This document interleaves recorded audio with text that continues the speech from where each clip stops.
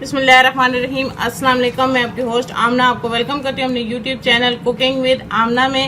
आज मैं आपके लिए बकरा ईद स्पेशल में बहुत ही ज़बरदस्ती रेसिपी लेके आई हूँ। बीफ भुना हुआ गोश्त बनाएंगे। बहुत ही ज़बरदस्त इसकी रेसिपी है। आप भी इसे ट्राई कीजिएगा और कमेंट्स करके बताइएगा कि आपको मेरी ये रेसिपी कैसी लगी। मेरी वीडियोस को लाइक करें, इसको अपने फ्रेंड और फैमिली मेम्बर्स के साथ शेयर करें।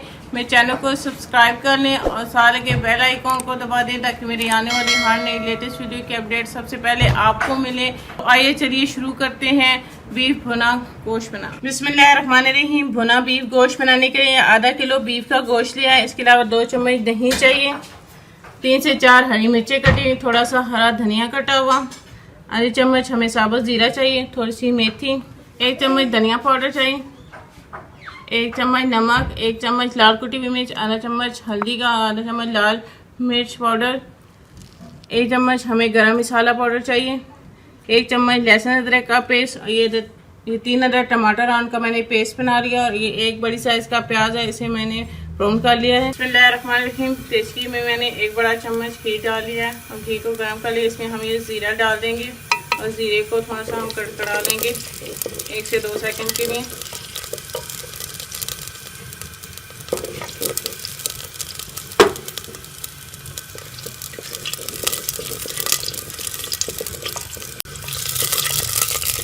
एक से 2 सेकंड हो चुके हैं जीरे को कड़कटे हुए। अब इसमें हम ये लहसुन का पेस्ट भी शामिल कर लेंगे और इसे भी 1 मिनट के लिए हम इसमें फ्राई कर लेंगे। 1 मिनट हो चुका है लहसुन अदरक के पेस्ट को घी में फ्राई होते हैं। अब हम इसमें ये बीफ शामिल कर लेंगे और बीफ को अच्छी तरह से हम इसमें फ्राई कर लेंगे। इसको अच्छी तरह से बीफ को भी भून लेंगे, कलर चेंज आने तक इसको भून लेंगे।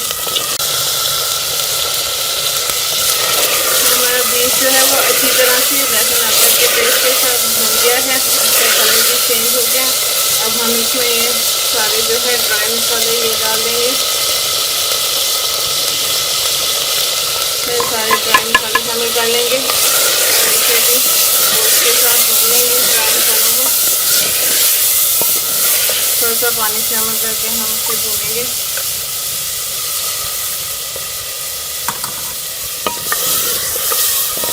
तो 4 से 5 मिनट जो है मसालों को वो अच्छी तरह से भून लेंगे।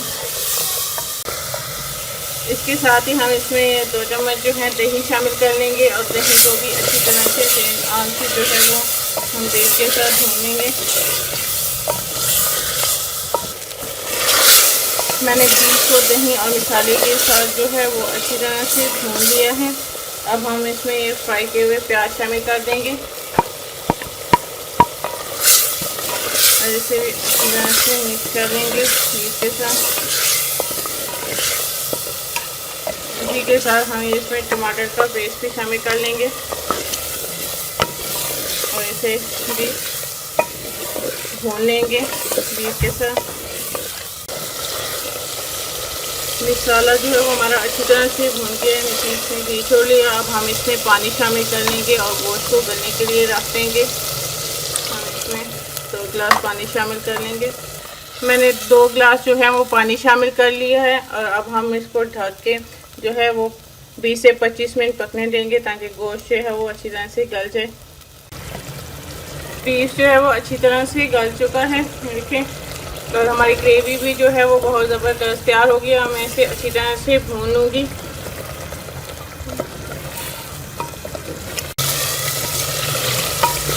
मसाला जो है वो अच्छी तरह से भून गया। ये हमारा भुना गोश्त जो है वो तैयार हो गया। अब इसमें हम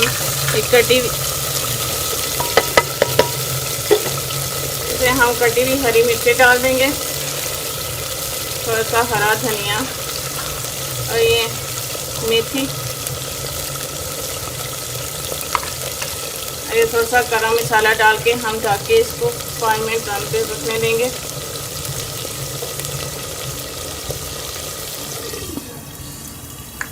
हमारा ज़बरदस्त सा भुना हुआ गोश्त तैयार है। अब मैं इसे प्लेट में निकालूंगी।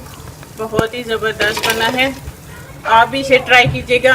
बहुत ही आसान सी इसकी रेसिपी है और बहुत ही टेस्टी बनता है। आप भी इस बकरा ईद पे भुना हुआ गोश्त की रेसिपी ज़रूर बनाइएगा और कमेंट करके मुझे बताइएगा कि आपको ये रेसिपी कैसी लगी। मेरी वीडियोस को लाइक करें, इसको फ्रेंड और फैमिली मेम्बर्स के साथ शेयर करें, मेरे चैनल को सब्सक्राइब करें और साथ लगे बेल आइकॉन को दबा दें ताकि मेरे आने वाले हर नई लेटेस्ट वीडियो की अपडेट सबसे पहले आपको मिले। इंशाल्लाह फिर किसी नई और आसान सी रेसिपी के साथ आपसे दोबारा मिलेंगे। अल्लाह हाफिज़।